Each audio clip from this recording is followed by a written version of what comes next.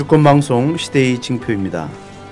교황청 정의평화 평의회 사무총장 마리오 토소주교가 최근에 한국을 방문하였습니다. 그는 6월 23일에 열린 프란시스코 교황시대 한국 천주교 응답이라는 심포지움에서 이렇게 발언했습니다. 한국 천주교회가 사회 정의를 위해 대단히 많은 노력을 한다는 것을 교황청에서도 알고 있습니다. 한국 천주교회의 사회 참여 활동은 교황청뿐만 아니라 세계 교회가 긍정적으로 높이 평가하고 있습니다. 국가 권력은 반드시 시민과 사회의 목소리를 깊이 고려하고 경청해야 합니다. 18대 국가기관의 개입에 의해 부정선거로 당선된 가짜 대통령 박근혜는 마리오 토소주교의 발언을 반드시 귀담아 들어야 합니다. 오늘 시대의 징표 프로는 세월호 유족을 모시고 이야기를 나누어 보고자 합니다. 먼저 세월호 참사로 인해 희생을 당한 분들에게 명복을 기원하고 가족을 잃고 슬퍼하는 유족들에게 위로의 말씀을 전해드립니다. 또한 진상규명과 책임자 처벌 특별법 1000만인 서명 운동이 꼭 성공하기를 바랍니다. 먼저 참석하신 분들 소개 올리겠습니다. 저는 신성국입니다. 예, 저는 최민석 신부입니다. 예, 한국정치연구소의 이원영입니다. 저는 김대대사 수녀입니다. 저는 세월호 희생자 박성호 엄마 정혜숙입니다. 네, 반갑습니다. 지난 4월 16일에 발생한 국가적인 참사 사건 세월호는 유족들뿐만 아니라 대한민국 국민을 슬프게 하고 불행을 안겨준 비극적인 사건이었습니다. 아직도 11명의 실종자가 남아 있습니다. 너무도 어처구니 없고 기가 막힌 이 사건을 우리는 무엇이라 표현할 길이 없습니다. 이 사건을 수습하고 해결하는 과정에서 보여준 박근혜 집단의 무능과 무책임, 거짓말과 진실 은폐는 유족들과 국민들의 분노를 높이 사고 있습니다. 하루빨리 진상규명이 이루어지고 지위 고하를 막론하고 책임자 처벌이 단행되기를 바랍니다. 세월호 참사로 인해서 아들을 잃은 고 박성호 군의 어머니께서 이 자리에 참석하였습니다. 아들을 잃은 부모의 심정은 무어라 표현할 길이 없고 또 저희들이 무슨 말로 위로해 드려야 될지 모르겠습니다. 우리 성호는 어떤 아이였고 또 어머니에게 어떤 아들이었는지 저희들에게 간단히 소개해 주시길 바랍니다. 우리 성호는 이름도 성인 성자의 널브로자예요. 그래서 성호경의 성호라는 이름을 그래서 성호. 예, 그런 이름을 가진 친구고 어릴 때부터 너무 순하고 착하고 또 굉장히 평화로운 아이예요. 그래서 그 아이가 이렇게 화를 내거나 고집을 부리거나 이런 걸 저희는 많이 보지 못하고 컸어요. 그리고 천성이 착했구나. 예, 천성이 워낙 그렇고 사춘기도 얘가 겪었는지 안 겪었는지 모를 정도로 지날 정도로 그래서 저희는 이 아이가 하는 모든 일에 이렇게 존중할 수밖에 없었던 것 같아요. 그렇게 지냈던 친구고 친구들하고도 이렇게 싸움을 하거나 이런 게 없어요. 그래서 애가 너무 착해서 혹시나 친구들에게 왕따를 당하거나 따돌림을 당하지 않을까, 너무 참기만 하는 건 아닐까 이런 걱정도 했었는데 아이랑 이야기를 해보거나 또 아이 친구들을 만나보거나 이러면 전혀 그런 게 없더라고요. 그래서 너무 밝게 친구들하고도 굉장히 잘 지내는 그런 아이였고 또 사제의 꿈을 갖고 또 성소자로서 열심히 나름 열심히 준비했던. 그러니까 예비신 학생으로서 예. 사제 성소를 꿈꾸고 있었군요. 네. 그래서 참 부모 입장에서 우리 성호뿐만 아니라 또 같은 유족들 네. 입장에서는 참 이 사건을 비보를 들었을 때 어떤 심정이었어요? 처음에 비보를 들었을 때는 전원 구조라는 말이 나왔기 때문에 그리고 전원 구조만이 아니라 아이들이 뭐죠 위에 있는 거 구명조끼죠. 구명조끼 이게 단어가 이제 이상하게 떠오릅니다. 저희가 그러니까 지금 유족들이 다 그 안산에 계실 때 소식 들은 거죠? 예, 안산에서 이제 저는 사고가 7시 50분 가량 그때쯤 났다고 8시 50분 정도에 났다고 했는데 제가 뉴스를 들은 거는 한 9시 한 4, 5분 뭐 이 정도에 봤습니다. 인터넷으로 봤고 이제 사고라는 걸 알았고 이제 TV를 틀어서 직장에서 이제 보게 됐어요. 그래서 뭐 전원 구조하고 구명조끼 입고 다 떼어 내렸다고 해서 물살도 뭐 조용했고 그래서 당연히 전원 구조 되는가 보다. 혹시나 다치는 아이가 없기를 이렇게 바랬었고 그랬죠. 그래서 그랬다가 한 10분 지났는데 20분 가량 됐을 쯤에 9시 20분 정도 됐을 때 화상 환자가 있다. 이런 뉴스가 나오고 부상자가 있다라는 말이 나오면서 저들이 하는 말이 아니구나. 믿을 수가 없는 거구나라고 그때서 생각을 하고 그때부터 이제 차를 끌고 학교로 달려갔고요. 학교를 달려가서 보니까 온갖 뉴스 채널들이 다 나와 있는 거예요. 기자들이. 그 기자들이 나와 있는 모습을 보고 이게 과연 큰 사건이 아니고 아이들을 구조를 했다면 뉴스에 들려지는 대로 그렇게 구조가 됐다면 이렇게 많은 채널들이 와 있지 않을 건데 감각적으로 그런 느낌이 오셨군요. 그런 생각을 하면서 너무나 가슴이 아팠어요. 그래서 이제 학교를 올라갔더니 강당에 모여 있는 학부모들에게 하는 말이 전원 구조됐으니까 집으로 돌아가시라. 괜찮다. 학교에서. 예. 저희는 세월호 참사를 접하는 그 시점부터 네. 뭔가 그 명쾌하지 않고 자명하지 않은 그렇죠. 뭔가 찜찜함으로부터 시작한 거죠. 예, 그렇죠. 예. 그래서 우리가 믿을 수 없으니 우리가 가서 직접 옷이 젖은 아이들을 데리고 오겠다. 이렇게 해서 이제 차를 달라 얘기를 했고 안산시에서 차를 내놨고요. 그 시간이 좀 이렇게 기다리고 하는 시간이 저희는 몇 년 같은 그런 기분으로 그런 기분으로 너무나 간절한 마음, 애 보고 싶은 마음으로 이렇게 기다렸는데 내려가면서 이제 그 버스 안에는 뉴스도 안 나왔고요. 그랬어요? 라디오도 안 나왔고 TV도 안 나왔어요. 그러면서 요즘에 버스에 다 텔레비 다 있는데 그죠? 다 있죠. 있으나 무용지물이었던 그런 차였어. 그래서 다른 차는 모르겠어요. 4대가 내려갔는데 저희는 저희 애 아빠가 차 내놔라. 우리 믿게 해달라. 빨리 구조하고 있어라. 뭐 온갖 소리를 하면서 앞장서서 차 달라고 했던 사람이기 때문에 1호차를 타고 갔는데 거기에는 그 차는 그 모양이었어요. 그래서 저희는 작은 핸드폰에 잘 터지지도 않는 신락 같은 희망을 안고 갔던 거예요. 그래서 거기에 귀를 기울이고 온갖 정신을 쏟으면서 뉴스 속보를 보고 있었죠. 그런데 가는 와중에 오부가 이랬다 저랬다 이랬다 하면서 오락가락.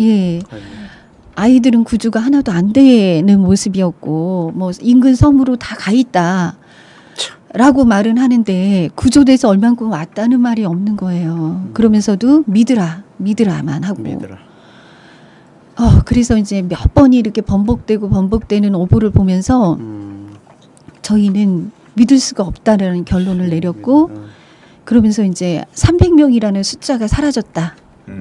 숫자가 뻥 떴고 그 숫자는 그 세월호라는 배 안에 물속에 그대로 수장돼 있는 거구나라고 생각을 했습니다. 얘네들이 얼마나 공포에 얼마나 오랜 시간 떨까 이런 생각을 하면서 그곳을 향해서 팽목이 아니죠. 팽목으로 가는지 알았습니다. 저희는 진도체육관으로 내려주더라고요. 그 5시간이 저희는 너무나 사고 현장 쪽으로는 힘들었는데 안 가고 진도체육관에서 진도체육관에 갔는데 가자마자 저희더러 브리핑을 하겠다고 관계자들 해경 뭐 해수부 이런 사람들이 뭐 직급은 잘 모르겠습니다. 계장 뭐 과장 뭐 이런 사람들이었던 것 같은데 그런 사람들이 나와서 브리핑을 하겠다고 하는 거예요. 근데 지금 왜 뭐가 브리핑이 필요한지 저희는 모르겠는 거예요. 이 다급한 상황에 왜 학부모들을 붙잡고 1분 1초가 아까운데 브리핑을 하고 있을까? 이것조차도 그러니까 이해가 안 되는 거죠. 이 피해자 가족 입장에서는 그 당시에 제일 시급한 게 네. 그죠? 그 아이들 구출하는 거 아니야? 그렇죠. 구조하는 거죠. 네. 브리핑하는 게 아니라. 네. 생존 여부를 확인해 보고 네. 싶었고. 그러니까 가서 보니까 벽보에 이렇게 생존자 아이들이 써 있었습니다. 근데 뉴스에 나오던 그대로고 저희가 이제 인솔 교사를 통해서 인터넷 아니다 핸드폰에 이렇게 그 수치가 올라오는 것들 이걸 봤는데 전혀 처음과 끝이 변화가 없었어요.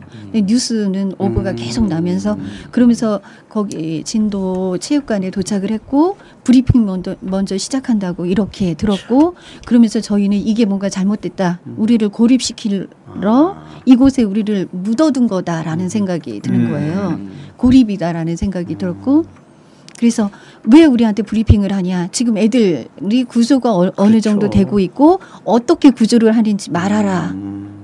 예, 인원이 몇 명이고 잠수부가 몇 명이 갔고 예, 어떤 장비로 하고 있는지 이걸 얘기하라고 저희는 막 소리치고 있는데 그때 열심히 하고 있습니다.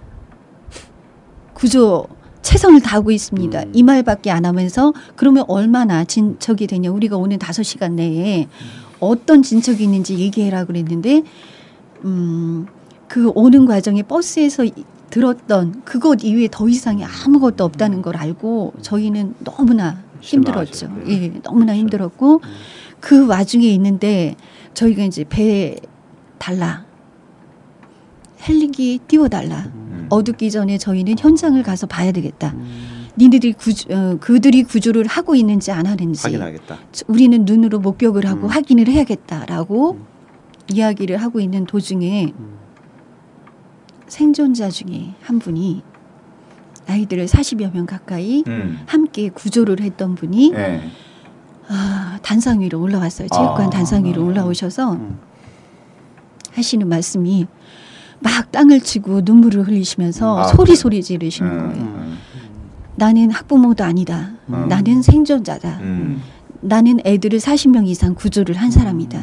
그런데 그동안에 내가 이렇게 많은 아이들을 그 고통을 당하면서 생존해서 그 아이들을 막 구조하는 동안 해군 너희들이 무엇을 했냐. 그 사람은 아주 실제 유가족 앞에서 증언한 말이 있죠. 예. 거짓말 아무 예. 없이. 내가 이 말을 꼭 해야겠다. 유가족 앞에서 꼭 해야겠어서 정말 유가족이 알아야 되기 때문에 이 자리에 올라왔다라고 얘기를 하시면서 얘기를 하면서 그 황금 같은 귀한 시간 그 1시간, 2시간 얼마나 중요한데 내가 아이들을 그렇게 구하는 동안 니들이 안 한 이유를 밝혀라 라고 울부짖었어요. 지금 온 국민이 분노하는 이유들이 바로 이제 그 지점인데 그 지점을 보는 부분에 있어서 각자 또 국민들 여기 온 사람들이 또 그 느낌들이 다 있을 거예요. 그 이현영 선생님. 예, 저도 사실 그 세월호 참사가 있었을 때 마침 그때 이제 학교에서 그날 좀 바쁜 일들이 제가 좀 있었습니다. 근데 정확하게 시간은 기억을 못 하겠는데 점심 먹기 전이었으니까 한 11시쯤? 네, 뭐 전원 구조 이런 걸 이제 그 인터넷에서 봤어요. 그러니까 뭐 사고가 있었는데 전원 구조했다. 뭐 이런 걸 봤습니다. 그래서 사고가 있었는데 그래도 다 구했다는 얘기구나. 다행이다. 이러고 정신없이 이제 일을 하고 밤에 이제 집에를 갔죠. 그때까지 전혀 몰랐습니다. 저는 그렇죠. 전원 구조가 됐다라고만 알고 있었다가 집에 가서 이제 씻고서 평상시처럼 뭐 오늘 무슨 일이 있었나 해서 TV를 딱 켰거든요. 거기서 깜짝 놀란 거죠. 전 당연히 그 시간까지도 전원 구조 됐다더라라고 생각하고 있다가 TV를 켰는데 그게 아니더라고요. 너무 기가 막히고 어이가 없어가지고 근데 점점 TV를 보면 볼수록 아까 이제 그 성어머님도 말씀하셨지만 도대체 뭐 했냐. 제일 먼저 치밀어 오르는 생각이 이거였습니다. 도대체 뭐 했냐. 수녀님 어떻게 접하셨어요? 예, 저도 방에 있는데 한 수녀님께서 지금 사고가 났다고 그래서 뛰어나왔어요. 뛰어나와서 이제 TV를 수녀님 틀어놓으셔서 보는데 뭐 안산이라고 그래서 이제 수녀님한테 그냥 알려드린 거예요. 사고가 났는데 그게 안산이라고 그런다. 안산에 단원고등학교 그런다 그랬더니 수녀님이 우리 조카가 거기 다닌다고 그 말씀을 하신 거예요. 성우 어머니 조카가 되는 게 뭐가 되죠? 고모? 이모가 되지. 이모님이 지금 수녀님으로 저희 여기 같이 와 살고 계시죠. 있거든요. 같이 살고 있는데 이제 그래서 저희 셋이서 먼저 이제 그 소식을 접하고 TV를 보기 시작했어요. 그래서 저희는 정말 뭐 소말리아까지 가서 구하는 사람들이고 하니까 구하겠지, 애들을 구해주겠지. 저기에 아이들이 저렇게 있는데 구하겠지 하면서 텔레비전을 보고 있었어요. 그런데 구하는 모습이 별로 뭐 헬기나 이런 것이 뜨지도 않고 배도 별로 안 뜨고 그래서 왜 이렇게 저렇게 못 구하고 있냐 막 답답해하면서 했는데 또 이제 점심때쯤 되니까 저는 구조됐다 그래서 그래도 다행이다. 근데 그래도 다친 애들이 없을까 못 나온 애들 없을까 이렇게 걱정을 하면서 두는데 조금 있으니까 또 아니라고 그러는 거예요. 그래서 너무너무 답답하고 뭐 그러니까 그걸 그 현장을 다 지켜보고 있었기 때문에 정말 거기 현장에 너무너무 힘들었어요. 있었던 성우 어머니 아까 말씀 중에 우리를 고립시키는 것 같았다. 그 느낌이 아주 강했다. 왜 그러죠? 왜 이들이 이렇게 사람을 고립시키는? 저는 이제 아까 처음에 이제 어떤 느낌이었나. 저도 처음에 그 사고 소식을 들었을 때는 좀 충격이었어요. 근데 충격이었지만 저는 지금 말씀하시는 거하고 좀 다른 느낌이었는데 우리 일상 안에서 일어날 수 있는 일, 그러니까 한국 사회가 지금까지 변화해 오면서 겪었던 일 중에 또 다른 형태로 저 수많은 사람이 죽겠구나 하고 저는 그냥 자연스럽게 받아들였어요. 워낙에 그런 나라이기 때문에. 워낙에 그런 나라이기 때문에. 사람 목숨을 아주 뭐 파리 목숨처럼 보는 나라고, 그다음에 이게 국가가 사람을 위해서 있는 나라가 아니었거든. 만들 때부터 1948년, 45년 해방되고 나서 국가가 정부가 수립돼서 지금까지 오는 과정이 지금까지 70년 오는 과정이 국민을 위해서 공공선을 위해서 존재했던 국가 기능은 거의 없었어요. 특히 보수 정권 하에서 뭐 보수 정권이든 진보 정권이든 하여간 70년 역사가 그거를 입증을 하고 있기 때문에 그렇지.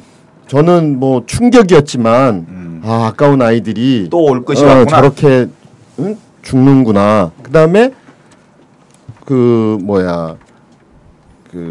구조하고 뭐 이러는 거, 그거는 뭐 저는 좀 다른 생각이었는데, 첫 번째 떠오른 거는 그 성수대교 붕괴됐을 때 사람들 출근 시간에 그 붕괴됐던 과정, 그다음에 그 얼마 뒤에 있었던 산풍 사건 같은 거, 그거는 내가 그 당시에 강남에 있었기 때문에, 회사가 강남이어가지고 강북에서 강남으로 출퇴근할 때였어요. 그때 생각이 확 나는 거예요. 그때 생각이. 그래서 야, 이거는 경고인데 뭐 우리 신앙인들 말로 하자면은 이건 하느님의 징표다, 시대의 징표다. 반성하라는. 지금 정권이 어떻게 들어섰어요? 이걸 얘들이 제대로 받아들일까? 또 저거를 권력이 이용하지 않을까? 정권 유지에 이용하지 않을까라는 생각이 저는 먼저 들었어요. 늘 사람들의 죽음을 그런 식으로 활용해 왔던 국가였거든. 그런데 이제 그날 제가 낮에 미사하러 갈 때가 있어가지고 가는데, 아침에 그 뉴스 보고 가는 길에 12시 다 됐는데 전원 구조됐다는 거야. 네. 그래서 야, 이 정부는 참 운도 좋다. 어떻게 전원을 다 구조했을까 그 상황에서. 야, 참 희한한 일도 다 있다. 대단하다. 다행이다. 그런데 그 다 구조됐다. 아이들이 다 구조됐다고 하니까. 그리고 갔어요. 처음 느낀 거 거기까지. 거기까지. 근데 저는 지금도 이제 그 위의 과정을 보면 뭐 굉장한 충격이죠. 근데 그 충격보다는 아이들이 많이 죽고 막 진짜 고통스럽고, 현장에 제가 갔어요, 몇 번. 며칠 전에도 지지난주에 갔다 왔는데 굉장히 아깝지, 억울하고 막 사람들 보면서 분노도 느껴져요. 근데 저는 70년 동안 한국 사회가 지금까지 이런 분노를 계속 느꼈어야 되는데 세월호 참사에서 사람들이 분노를 지금 막 표출하고 있는 거예요. 진작에 사람들이 이런 식으로 분노를 느끼고 정부에 대해서 항의하고 가서 달려들고 싸우고 해왔어야 되거든. 지금보다 더 심하게. 얼마나 많은 사람들이 죽었습니까? 70년 동안. 일부러 잡아다가 거짓말로 간첩을 하고 조작해서 죽이고 수도 없이 많은 사람들 감금하고 고문하고 했는데 진작 우리가 이렇게 싸웠으면 저 사건이 안 났지. 그렇지. 예? 그러니까 지금이라도 나는 좀 한국 사회 전체 70년 동안 있어왔 정부 수립 해방된 이후 지금까지 있어왔던 이 무고한 죽음에 대해서 사람들이 우리나라 국민들이 다 반성해야 된다. 세월호를 통해서 세월호만 가지고 얘기하면 안 된다. 우리 역사가 어떻게 흘러왔는지, 그렇지. 얼마나 무고한 사람들이 수천 명, 수만 명이 죽었는지, 예? 이 몇백 명이 아니에요. 얼마나 많은 사람들이 무고하게 박정희 전두환 때 죽었냐고. 그 분노가 늦게 일어났기 때문에 이런 일이 생긴 거야. 전두환 노태우를 안 죽여서 이런 문제가 생긴 거라고.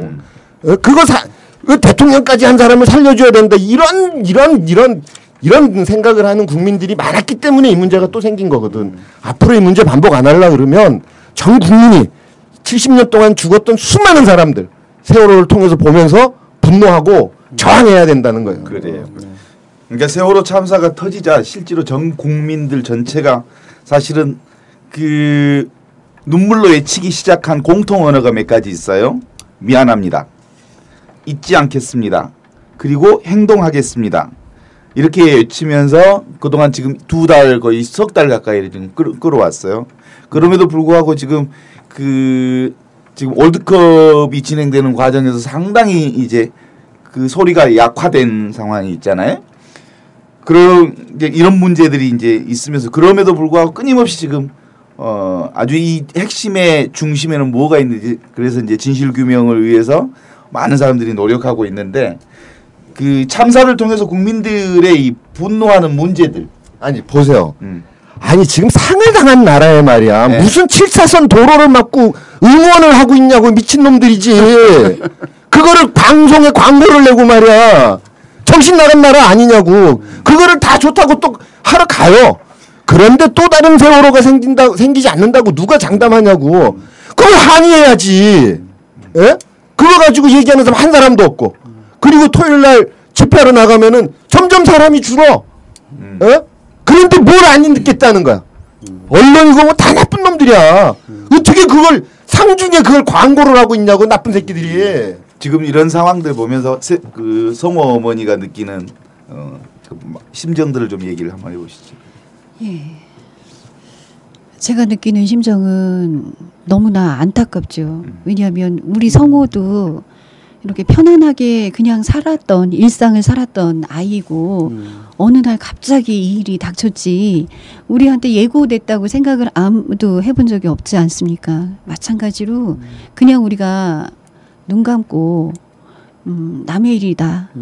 그냥 이웃에 있는 가슴 짠한 일이다 정도로 생각하고 그냥 넘긴다면 어느 순간 그날이 언제가 될지 몰라도 내가 될 수 있고 내 가족이 될 수 있고 내 친척이 될 수 있다는 것을 그들이 모르는 것 같아서 너무나 우리는 진짜 미개한 거 아닌가라는 생각까지 들 정도로 그렇게 안타깝습니다.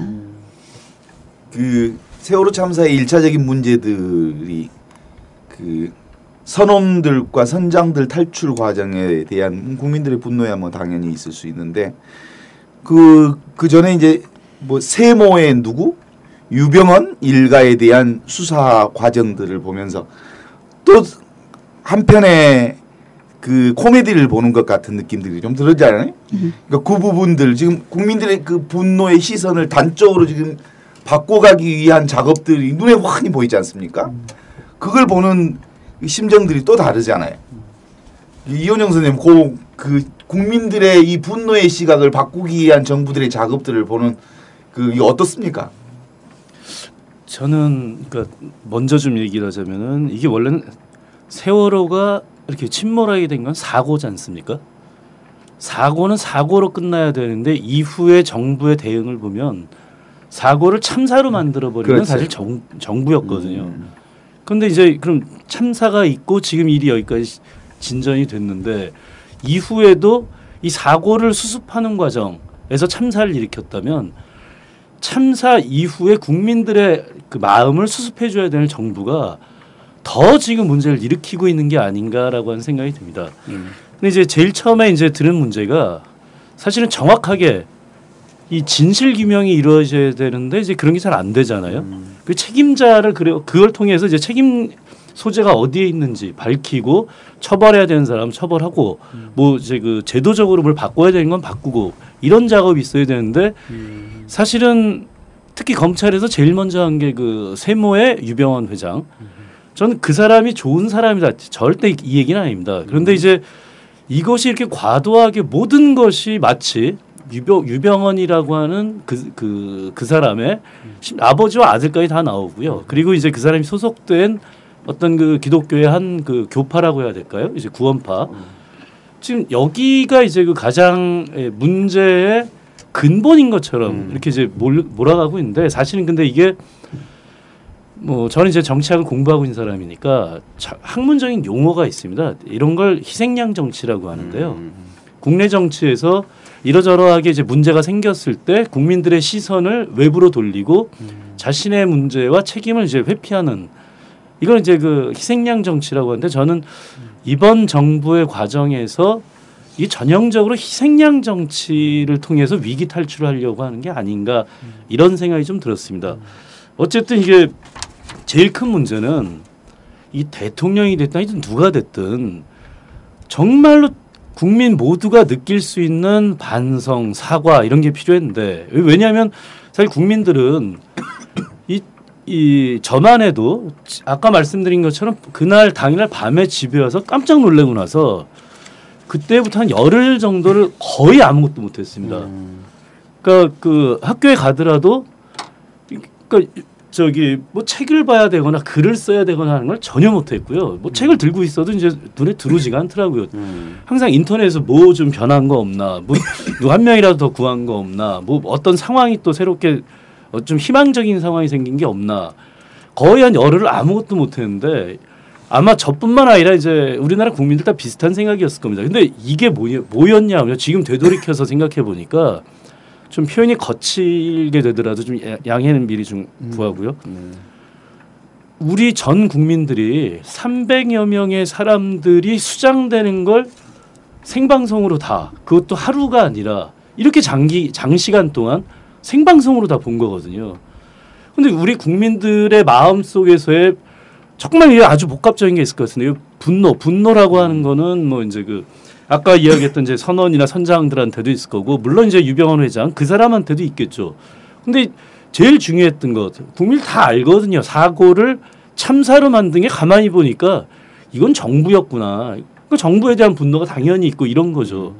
그러면 여기에서 정말 국민들이 그 원했던 것은 아마도 아까 제가 말씀드린 것처럼 진실이 뭔지 도대체 책임이 어디 있는 건지 자 이런 걸 규명하면서 정말로 미안하다, 잘못했다. 그 아까 신부님이 우리 이제 세 가지 공통적인 표현이 있다고 그랬는데 제일 먼저 나오는 게 다 누구나 다 미안하다는 얘기였잖아요. 정부도 당연히 미안하다. 이것부터 시작이 됐어야죠. 오히려 이것 때문에 국민들이 더 분노했던 것 같습니다. 특히 뭐 대통령의 원래 말투가 그렇다 그러면 할 말이 없는데 정말 분노했던 게 내 책임 아니다라는 식의 이야기만 계속 있었지 않습니까? 그렇지. 심지어 며칠 전에 저는 정호원 총리 유임을 보면서 이것도 내 책임 아니고 국민들 당신들의 여론 때문에 그 총리 후보자 청문회 가지도 못했다. 또 내 책임 아니고 니네들 책임이다.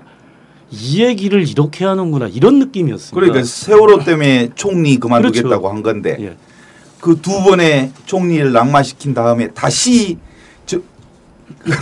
총리가 다시 하겠다. 이게 말이 됩니까?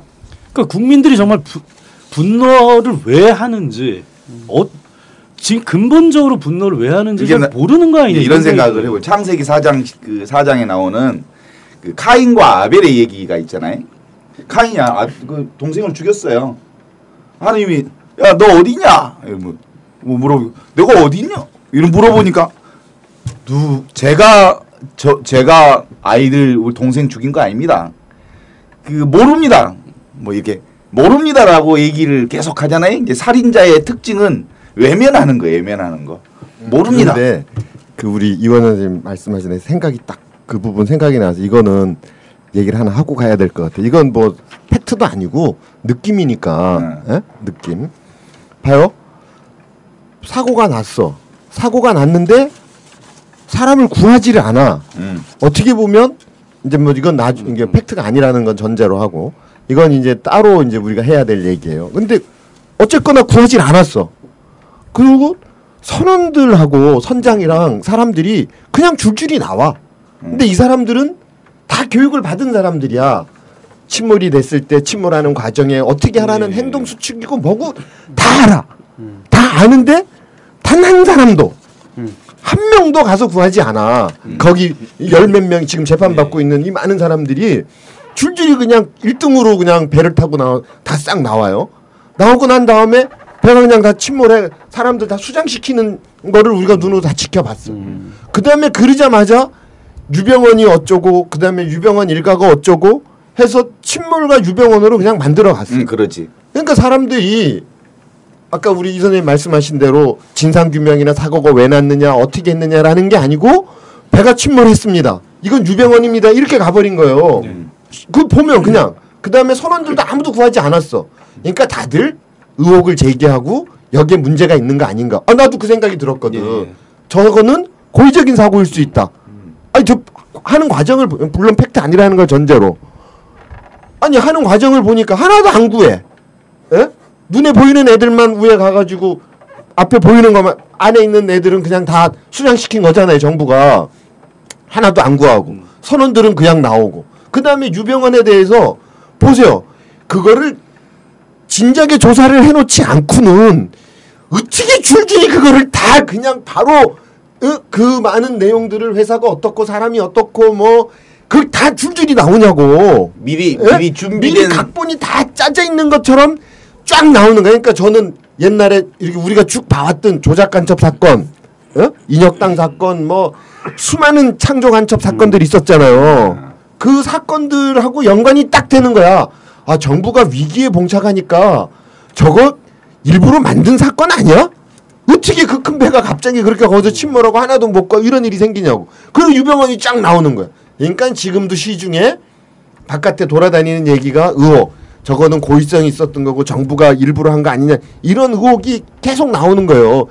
우리 이 선생님이 말씀하신 진상규명이라는 걸 안 하니까. 사고 원인에 대해서 얘기 안 하고 유병원으로 가니까. 그러니까 이제 정말 그 대표적으로 못 구했냐 안 구했냐 이런 얘기부터 나오기 시작을 했죠. 그리고 사실 지금도 여러 가지 의혹이 많이 돌아다닙니다. 사실은 뭐 잠수함 충돌설이 있고 폭발설 뭐 여러 가지 얘기들이 나오는데 지금 그 우리 이제 유원일 박사님 말씀처럼 저는 이런 의혹이 자꾸 이렇게 제기되는 근본적인 원인이 무슨 나쁜 사람들이 일부러 말을 만들어내려고 해서가 아니고 정부의 태도를 보면서 이상하다 자꾸 이런 생각이 드니까 그렇다는 거죠. 전 제일 처음에 도대체 처음에 하루 이틀 정도 동안 해경이 그 바다에서 뭐 했냐 이게 제일 궁금했는데 사실은 그 이번 참사에 제 친구도 아들을 잃었습니다.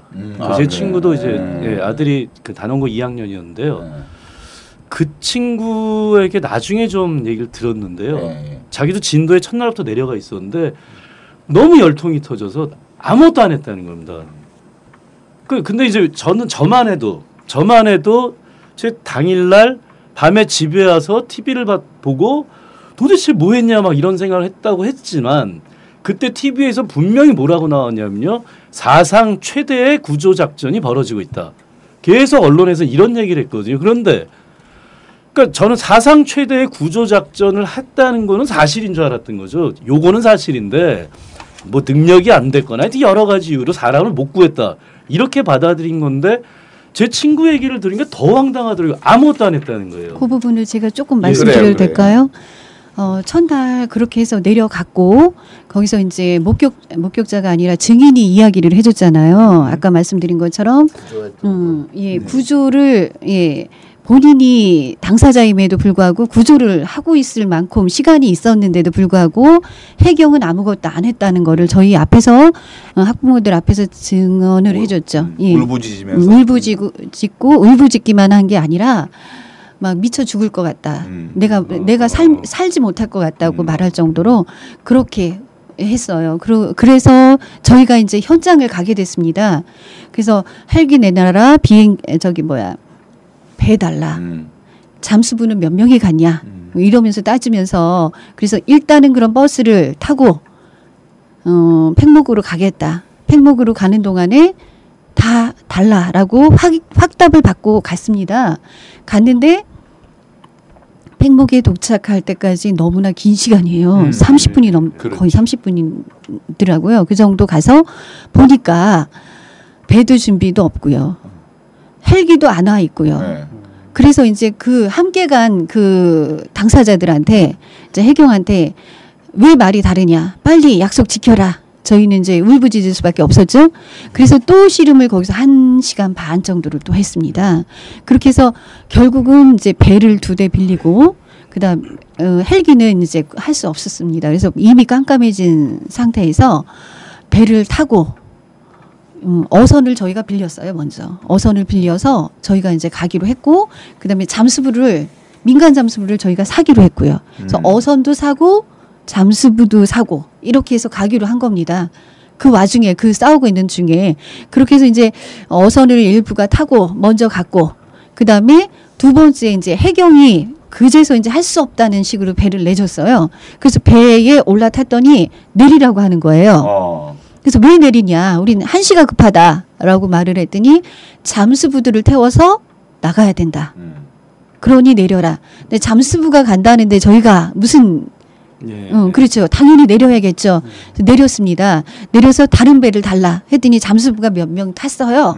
그 배는 잠수부가 몇 명 타고 떠났고 그 다음에 이제 저희는 해경의 배를 하나 또 해서 바로 이제 몇 분 차이 한 10분 차이 났나 뭐 이 정도 해가지고 떠났습니다. 떠나서 보니까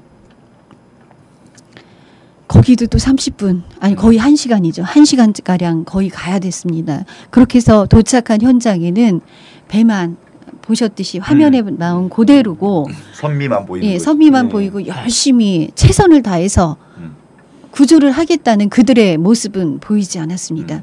배만 몇 대가 떠 다니고요. 커다란 해경의 함대 그런 건 저 멀리 있고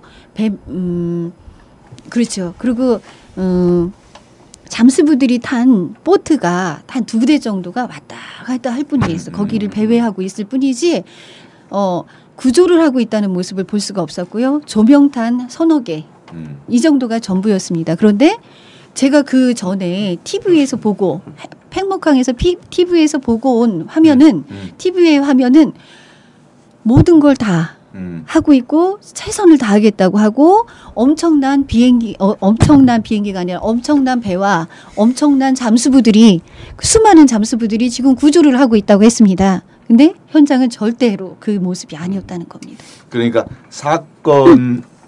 세월호 사건이 참사라고 하는 모습으로 이렇게 알아차리게 되는 상황들을 보기 시작하면서 이게 참사인데 참사의 내용이 사실상 학살에 가깝다라고 하는 그 느낌들이 이제 국민들로부터 드러난 네. 근거들이 몇 개 있잖아요. 네, 네.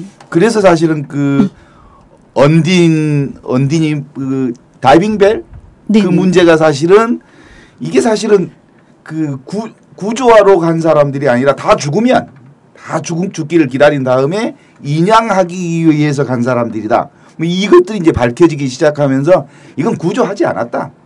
그리고 결국은 다 죽기를 바랬고 죽으면 그 건져내려고 하는 사람들을 파견했을 뿐이다. 이게 이제 국민들에게 알려진 네. 사실로 가는 거죠. 그걸 더 말씀드릴 수 있는 게 뭐냐면 그 잠수부들이 이렇게 등에다가 산소통을 하잖아요. 네. 그 산소통이 10분, 15분 요 정도밖에 할 수 없는 거였고 정말 구조를 하러 들어가는 잠수부들은 30분 이상 할 수 있는 그 장비가 있어야 됩니다. 근데 그 전날 절대로 그런 장비가 없었다는 겁니다. 네. 그러면서 저희를 속인 거예요.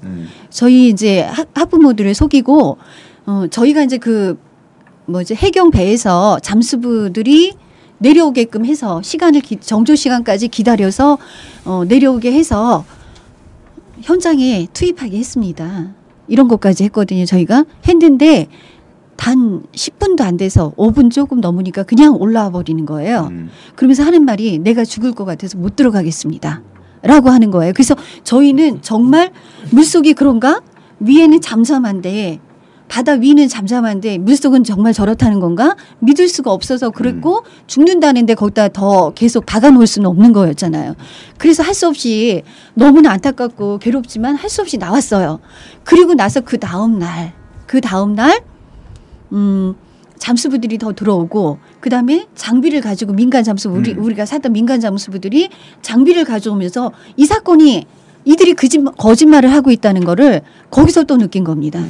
그래서 민간 잠수부들이 가져온 그 장비는 30분 이상 들어갈 수 있는 장비고 그들이 우리를 속이면서 잠수하고 있고 열심히 구조하고 있다고 했던 그 전날까지의 장비는 절대로 그게 아니었다는 겁니다.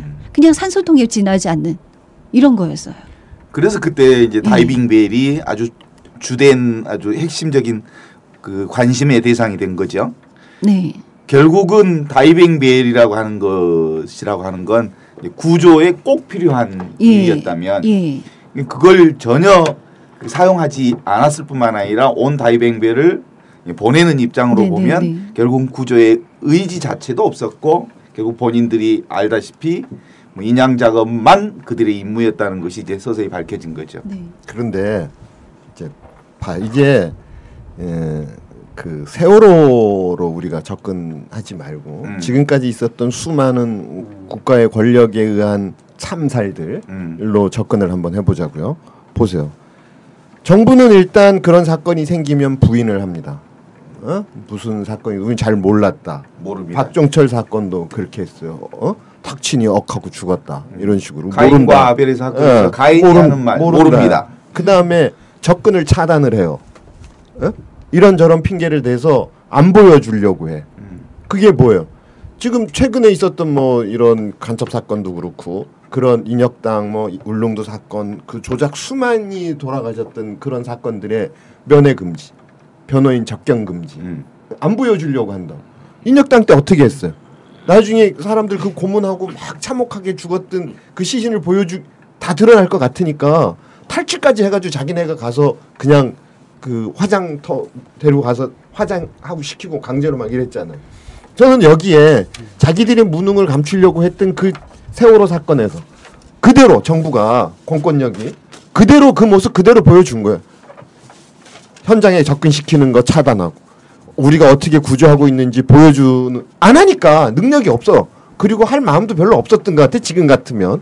그러니까 그걸 보여주기 싫으니까 접근하는 거 차단하고 안 보여주려고 그러고 거짓말하고.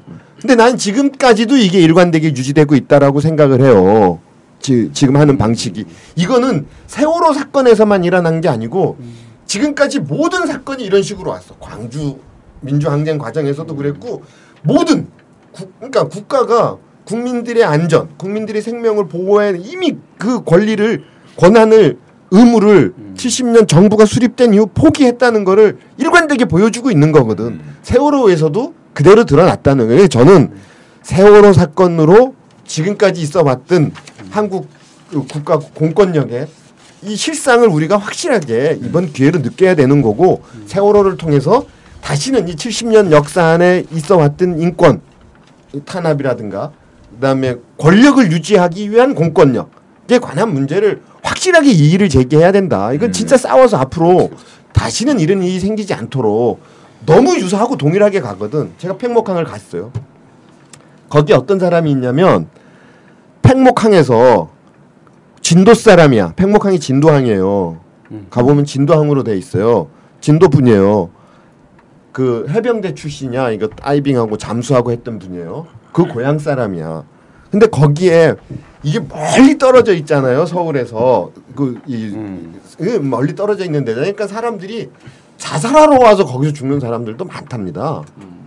여행하러 이렇게 쭉 끝까지 내려와서 그다음에 그 선박 사고 나가지고 이런저런 분들이 있고 해서 사고가 많이 나고 사고가 많이 나고 그러니까 거기에 구조대를 자체적으로 만들어서 80년대에 만들어서 한 20-30년 유지하고 있는 진도에 구조대가 있어요. 그분들이 다이빙해서 내려가서 그 구조도 하고 또 그런 유해도 건조하고 이런 분들이에요. 그러니까 그러면 해경이고 뭐고 간에 거기 그 안에 그 현장을 제일 잘 아는 사람들이 누구예요? 그 동네 사는 사람들이지. 거기에 자생적으로 있는 구조대였어. 그럼요. 예? 지형 조건 그게 한 2, 30년 됐는데 그 사람 만났어 구조대장을. 그걸 만들고 지금까지 있는 그 구조대장을 처음에 내려갔을 때 갔더니 그 사람이 상황 설명을 저희한테 하는 거예요. 그러니까 어떻게 된 거냐 이게. 구조 작업은 어떻게 됐고 진도학은 어떠냐 뭐 이러면서 갔더니 자료를 딱 만들어서 브리핑을 해줘요 우리한테 상황을 울면서 얘기하는 거야. 쫓겨났어 이 사람들이. 거기서 쫓겨난 거지. 네. 아세요? 네, 그분들? 알고 있어요. 그죠? 저희한테 와서 오셨구나. 그렇게 얘기를 해주셨고요. 이 배가 처음에 그 자리가 아니었고 사고가 난 위치도 거기가 아니라라는 것도 그분들이 얘기를 해주셨고요. 왜 글로 끌고 가든지 도대체 모른다. 뭐 이런 얘기도 다 해주셨습니다. 네. 그리고 그 배를 하여간 그런 식으로 누군가가 진상을 알 수 있을 만한 사람 그리고 그거를 유족들이나 이 피해자들한테 알려줄 수 있을 만한 사람들은 다 차단하는 거야. 그렇지. 차단하는 거야. 그래서 유족들이 실상을 모르도록 그 과정이 어떤 식으로 아니 어떻게 10몇 명을 사그리다 구속을 하냐고. 어? 보세요. 저기 어디야? 우리 저기 천안함 사건 생기고 난 다음에 그 배에 있었던 생존자들 인터뷰하고 누구 만난 사람 있나? 못 만났죠. 아니 한 놈도 어떻게 다 이민을 갔어? 어디 갔어? 그리고 그 배에 그냥 탔던 선원들 중에는 아니 아무 잘못도 없는 진짜 그냥 선장이 내리라 그러니까 명령에 따라서 그냥 내린 사람도 있을 거라고. 진짜 부작이지. 자기는 말단이고 그냥 내렸을 거란 말이야. 그런데 어떻게 한 명도 안 빼고 사그리다 구속을 시키냐고. 그게 다 이제 진실을 막기 위한 작업이잖아요. 불구속할 수도 있는 거예요. 그 사람 구조하지 못한 하다못해 도의적인 책임이라도 있을 테니까 뭐야 언론이나 피해자들이나 누구나 그 사람들을 하고 만나가지고 사실을 알까봐 두려운 거야. 그렇지. 그러니까 잠시 열을 좀 줄여서 오늘 수녀님 오셨으니까 제가 이제 듣고 싶은 그렇게 얘기가 차단했다는 있어. 게 저도 느껴졌는데 그 자원봉사하러 광주교구에서 준비한 그 텐트에 가서 있었어요. 실내체육관에 며칠 있으면서 팽목항을 갈 기회가 있었는데 버스를 타고 가면서 이렇게 멀게 실내체육관에 이 가족들을 있게 한 이유가 뭔가 이런 의문이 들었어요. 그랬을 거예요. 그 주변에 아무것도 없는 줄 알았어요. 갔더니 충분히 있을 만한 장소들이 있는데도 불구하고 그렇게 멀리 30분이나 떨어진 곳에 가족들을 있게 한 이유가 거기가 그 중앙부처 공무원들이 거기 있었다면서요? 공무원도 있고 그 옆에 보니까 무슨 건물도 정말 콘도같이 생긴 건물을 짓고 있는 게 있더라고요. 그래서 이런 데라도 계시게 해야지 이렇게 멀리 30분씩이나 걸려서 다니게 하나 이런 생각이 들면서 온천적 고립 작업이라고 작전 중에 그 하나지. 느낌이 아주 딱 들었어요. 접근이 불가능하더라고요.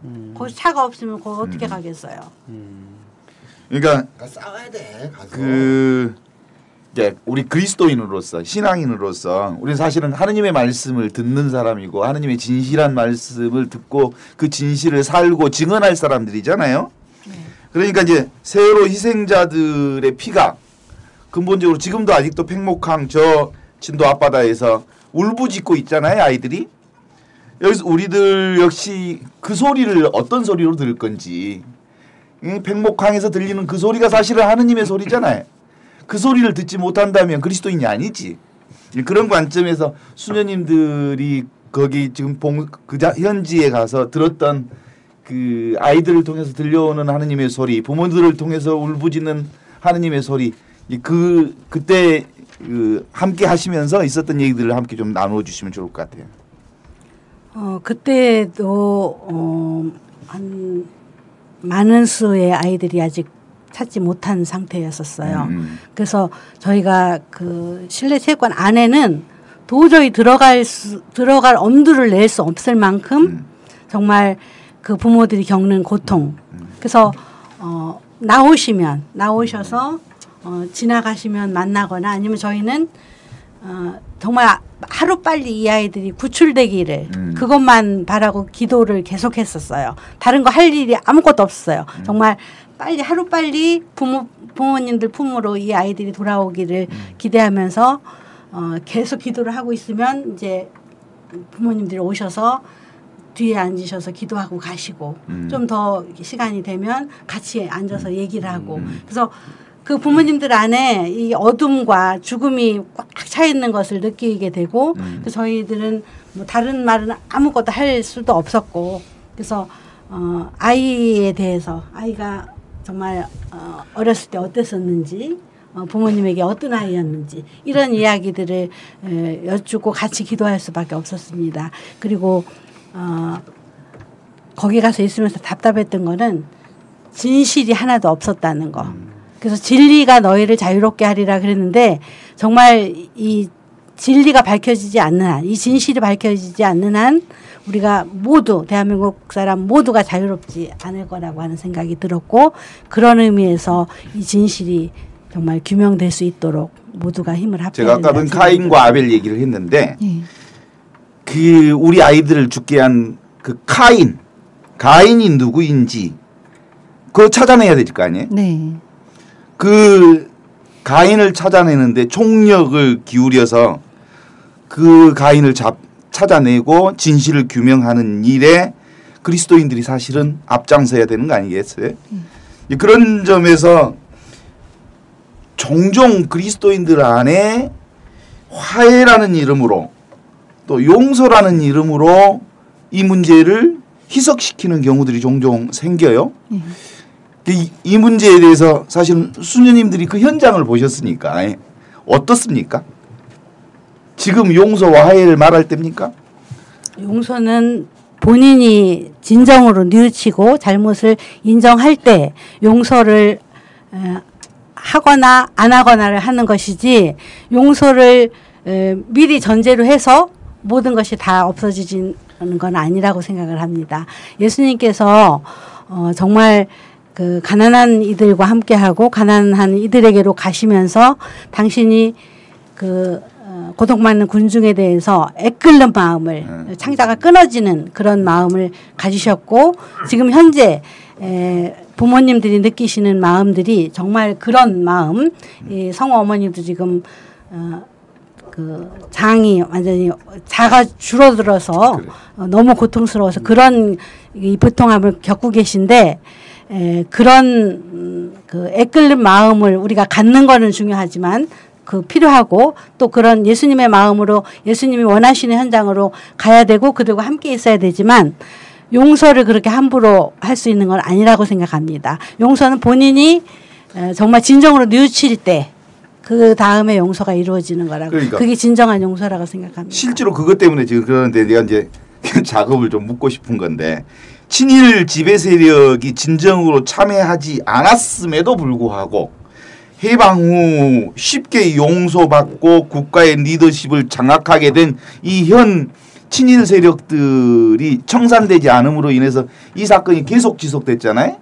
그러니까 악의 고리를 끊지 못했기 때문에 나타난 현상이 지금의 현상으로 나타난 이 근현대사를 좀 이렇게 정확하게 좀 정리를 좀 해줘야 될 부분이 있어요. 그거 신분 그게 용서를 해준 게 아니고 지네가 셀프 용서죠. 지네가 그냥 권력을 장악하고 없던 걸로 묻은 거지. 누가 용서를 하냐고. 용서해준 적이 없어. 그리고 이제 지금 아까 신부님 말씀하신 수녀님한테 질문하신 거를 좀 우리가 얘기를 쉽게 하기 위해서 지금 저한테 질문하신 거는 조금 있다가 좀 천천히 가고 얘기를 쉽게 하기 위해서 이런 거라고. 이거를 용서를 하고 화해를 하고 사회적으로 상징적으로 이런 거를 만들어 가기 위해서는 첫째는 진상 규명이 돼야 되는 거예요. 그렇지. 진실이 규명되고 그다음에 이 과정에 잘못한 사람들은 사형을 시키든 죽이든 처벌을 엄격하게 해야 돼. 첫째, 진실 규명에 따른 사람들의 책임 규명을 명확히 하고 그다음에 어떻든 뭐 피해를 보고 고통을 받고 이런 분들에 대한 위로, 보상을 해야 돼요.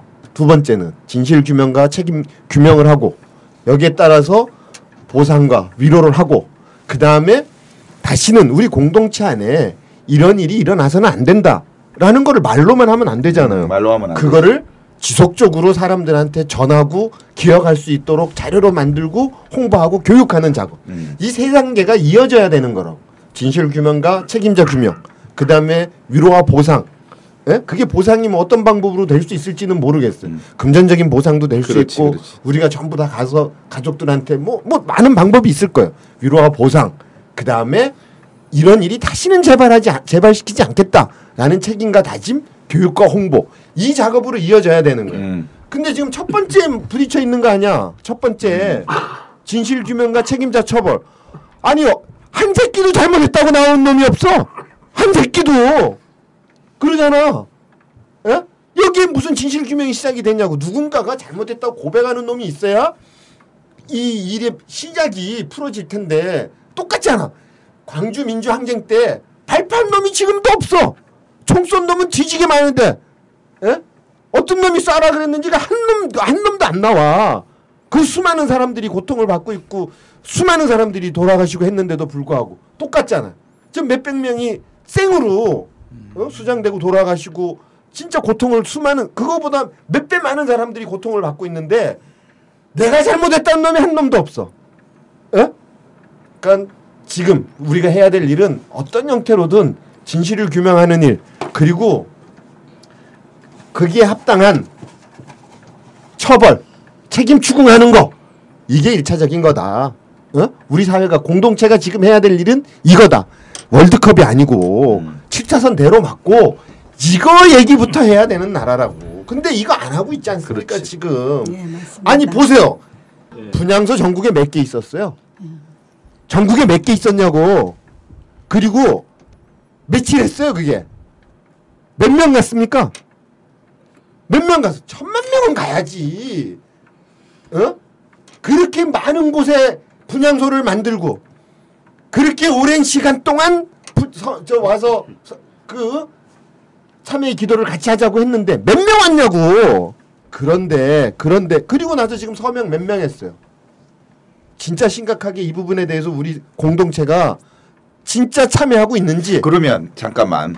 그러면 저기 그 박근혜 대통령의 대국민 사과 때 흘렸던 눈물 때문에 그런 거 아닌가? 수녀님이 보신 박근혜의 눈물이 뭡니까? 글쎄요. 그 백목항에 그 자리에 현장에 가서도 안 울은 사람이 30일이 지난 다음에 울은 눈물이 진정성이 있을까요? 저는 그 생각이 듭니다. 네. 인간이라면 특히 여성이잖아요. 여성이면 누구나 다 정말 부드럽고 온화하고 어머니가 아니어도 어머니 같은 마음을 가지는데 그 백목항에 가서도 그 울부짖는 부모들 앞에서도 눈물을 흘리지 않던 사람이 그것도 며칠이 지나서 운다고 하는 것이 저는 이해가 안 갔습니다. 그러니까 수녀님 입장에서 그렇고 반성 좀 하셔야 돼. 왜 반성하셔야 되냐면 중고등학교를 성심수도원이야. 성심수도원. 수녀님들이 뭘 가르쳤냐고. 네. 죄송합니다. 그다음에 이제 유가족이 보는 그 대국민 사과 이후에 이제 국민들의 태도의 변화들을 좀 보게 되면서 그 심정들이 좀 달랐을 것 같아요. 우리들이 보는 대국민 사과하고 유족들이 보는 대국민 사과에 좀 달랐을 것 같아요.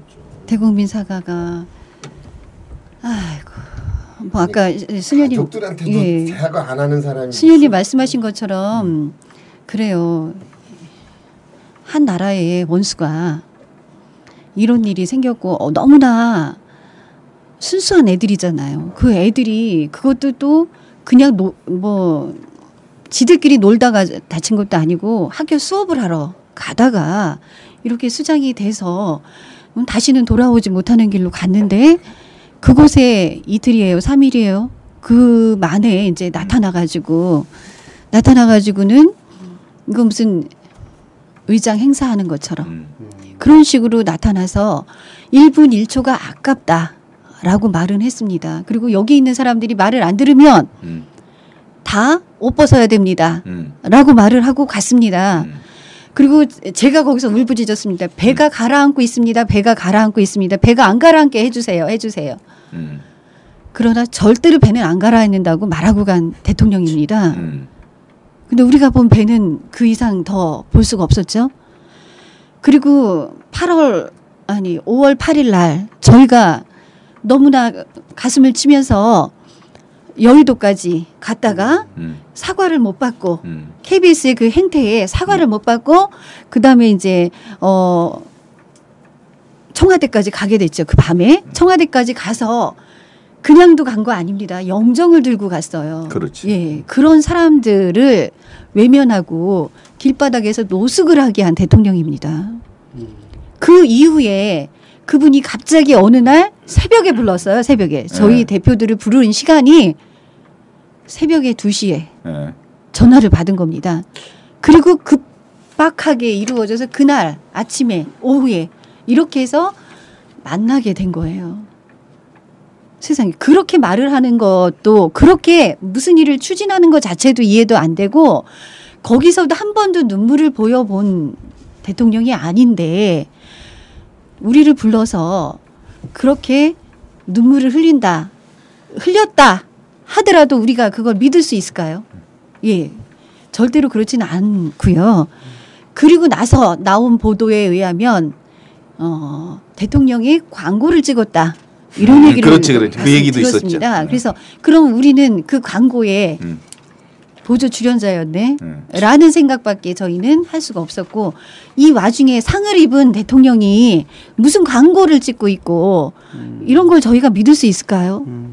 그 본심이 어떤 건가를 저희는 말하진 못하지만 지켜봐야 됐고 또 말하지 못하는 건 이 문제의 진상을 밝혀야 될 사람들도 그들이기 때문에 그들을 건드리지 않으면서 밝힐 수 있는 방법을 찾고자 저희는 말하지 않습니다.